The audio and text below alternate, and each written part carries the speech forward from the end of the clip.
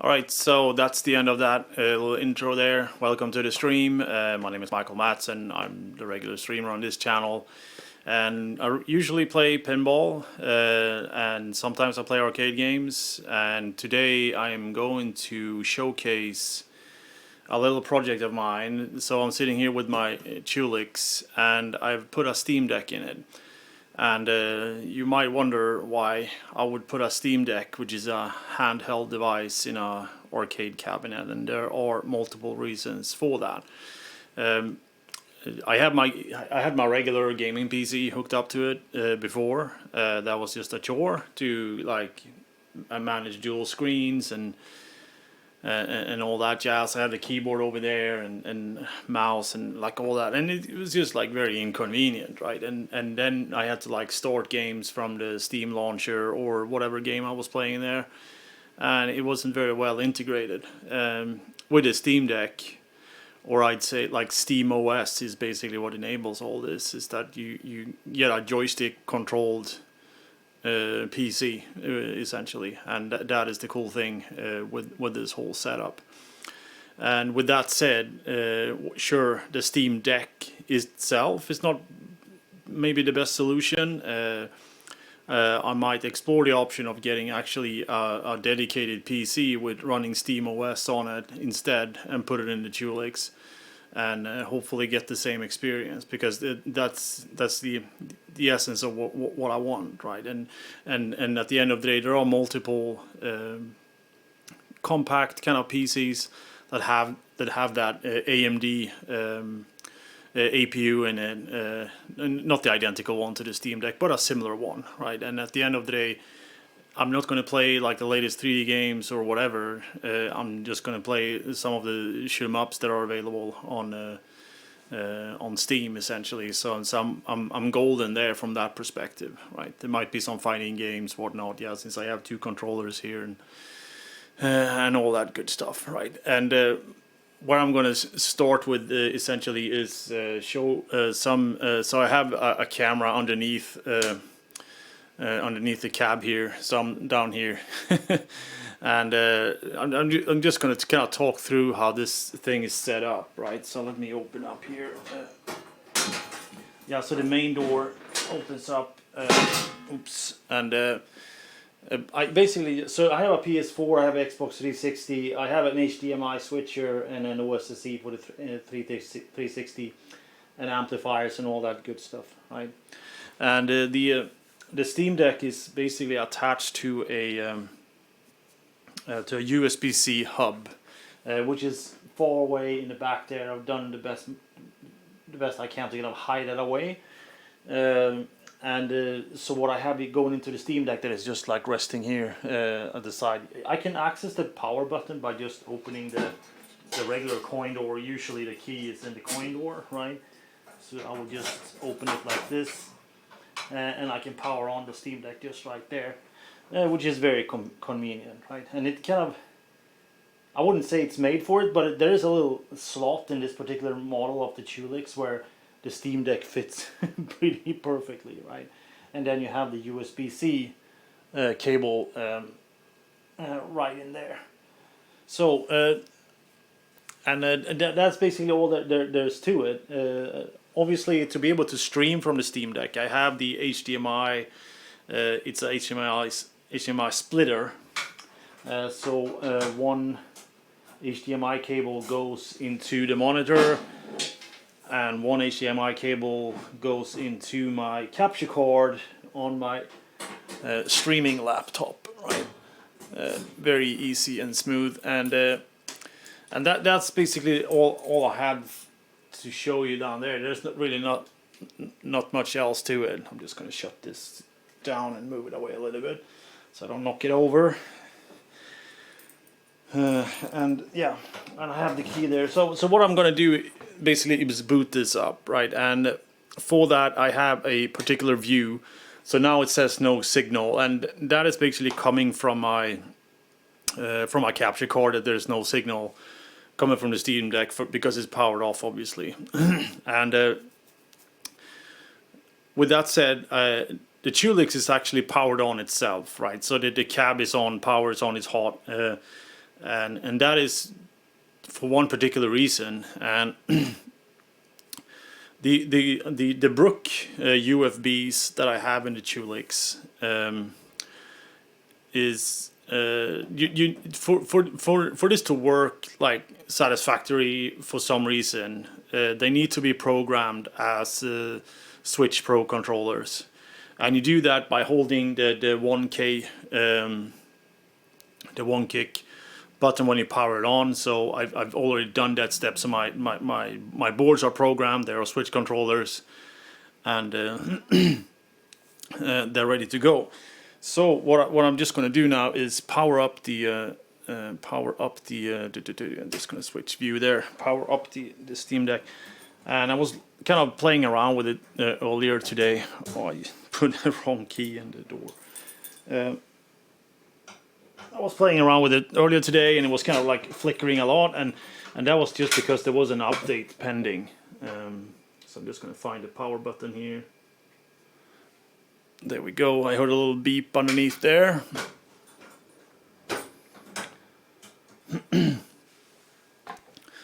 And yeah, there we go. We got the Steam logo coming up there. Yeah, I got it on the screen here as well. The monitor in this Chewlix responds really slow to signal changes for some reason, so you probably see it on the stream before I see it on the actual display here. But it flickers back and forth, right? You have the firmware boot screen on the Steam Deck, and then I don't know if it stores like a low-res kind of standard Linux output, and then it kind of goes into the display manager's display mode, whatever that could be. I don't know if they're running Xorg or Wayland. So it's kind of tried to find the resolution, but it will come on eventually. I wouldn't be surprised if there's another patch coming in here, but it takes a while for it to start cold. But yeah, there we are. We got the Steam logo, and what you see on the screen right now is the slow charger, and that is because my USB-C dock that I bought just on a whim, because it's a brand I trust, CalDigit. I have 2 other CalDigit docks for my work and desktop computers, and they work flawlessly. But the USB-C Soho dock from CalDigit, which is supposed to pass through the power signal from the Steam Deck wart, the little power supply you get with the Steam Deck when you buy it. It's supposed to pass through the power signal, but obviously since I get this screen, it does not do that, which is a little bit disappointing. But to the best of my knowledge, when I play my shoot 'em ups, whatever, the battery drain is not really that much of a. It doesn't put much pressure on the Steam Deck, right? So I'm perfectly fine with this. But if you're playing like the latest AAA 3D titles on it, you're obviously going to see something different, and that is, yeah. So that's it, right? We're up and running, and I have my very narrow game library here, which is just a bunch of shmups and some Metroidvanias. That's basically it. Yeah, I got a control there, and I have some other old Valve games as well.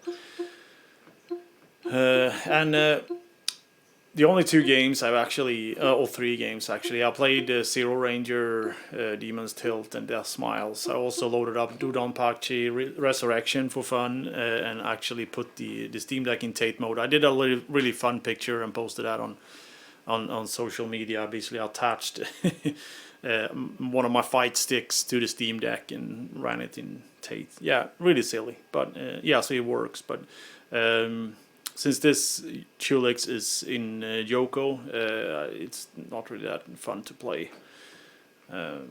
Yeah, Zero Ranger is a Tate game as well. So, but it has a different. It's not really like that narrow as 4:3. It's some other weird aspect ratio. So it actually looks pretty good. And Demon's Tilt actually got the Steam Deck verified seal on it pretty recently. I saw that on social media as well. Yeah, so basically just launch games and play. Yeah, I got my little face over the play button there, but there you go. and it will propose the template layout there. But the thing is, I haven't really touched anything. And one thing, I got a question about this. I saw a question about it somewhere, I can't remember where. And that is essentially where, like, one thing that my PC screwed up all the time when I had my gaming PC with Windows on it, it screwed up the mapping between the two Brook boards, right? So depending on which, if it was bad weather outside, whatever, sometimes this became player 1 and this became player 2, and vice versa. And then you need to go into each individual game, remap the controllers, and God knows what. And it's just so clunky, right? And the few times I've kind of booted up the SteamLix in the Chewlix, the mapping has been perfect every time, right? So it basically works every time. And all the buttons, I'm running the controller in Switch, so if I go out to the what do you call this, the Valve menu, the SteamDeck menu, I don't know, you can see that the SteamDeck thinks that there's a Switch Pro controller connected, and so far, like, all the buttons work just fine. I mean, I haven't seen any issues with the stick or any of the other buttons, which is quite pleasant. And yeah, so I'm just going to start one of the modes here. So I thought I was going to... So I'm not like a big Deathsmiles player myself. I kind of... I find the theme a little bit corny, to be honest. I kind of... It's a cave game. It's one of their few horizontal shooters. So that's why I kind of thought I would load that up and play some. Oh yeah, you got yeah, you should have the audio from the game there as well. Yeah, perfect. So yeah, I'm just going to play the Mega Black Label. There are a bunch of different permutations here, like version 1.1, normal, and the Mega Black Label. And the arcade mode is very high, low resolution. It's kind of like the original 15k hertz, just upscaled. But if you play the either the normal or version 1.1, you get pretty decent graphics. So I'm just gonna run with that. Yeah, I need to find a better solution for my headphones. It's kind of like having cables everywhere. And so now I can basically switch over to my main view, because the game has the borders on the side, because the aspect ratio of the Chewlix is 16:9, of course, and the game window, so to speak, is 4:3. So that's why we can kind of put some more content on the side in the overlay there. And yeah, so the options that I've set is basically just map the buttons how I want them, and put the zoom level at 114% to kind of get the full frame of the game, right? So let's play.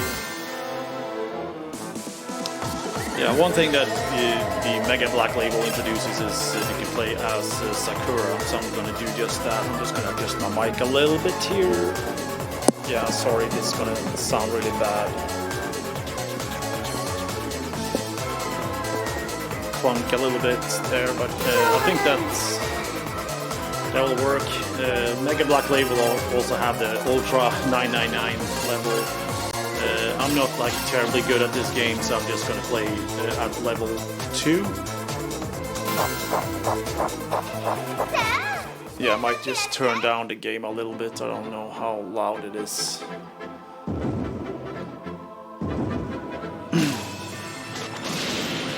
But this is basically how you get like a very, very handy kind of arcade experience with the Steam Deck in the Chewlix. We can put it in a Chewlix as well, and we can call the whole concept a SteamLix, which is a term I coined all by myself.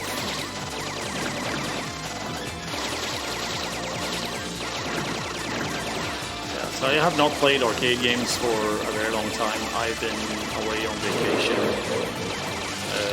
and I haven't been playing it in pinball, and haven't been streaming for a couple of weeks either. So I probably forgot something that I usually do before my streams, whatnot. But that's just how it is. And I kind of wanted to do this stream for a while, just to kind of showcase this, since I posted a few pictures on social media. There was some interest in see how it works in action, and so I will just respond to that by doing this little show and tell video. Oh shit, that is so unnecessary.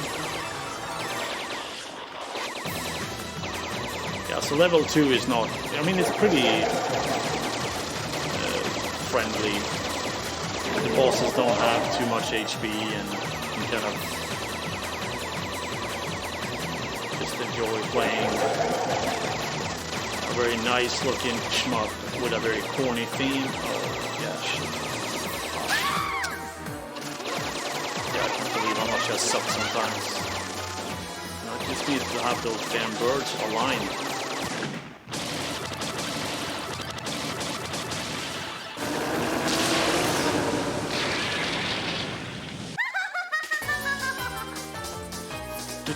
Yeah, I'm just gonna run straight here. I'll probably just do some credit feeding and run through the game.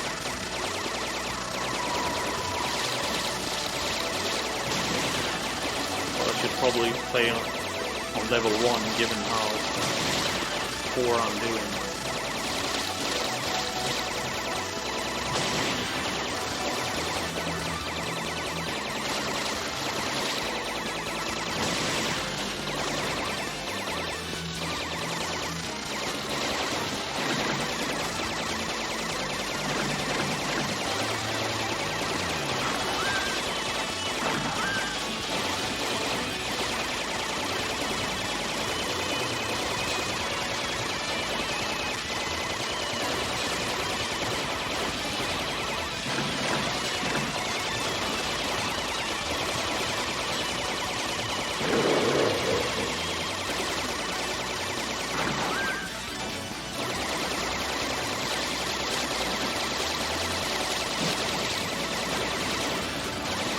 It has some weird magic button. I don't really know what it does, but it kind of puts you in this like super ultra mode.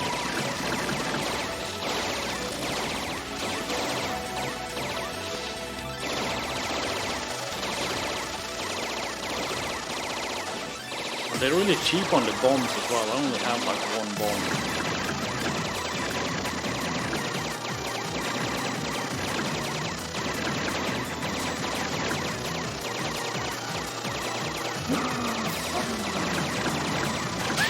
Oh, that was just so bad.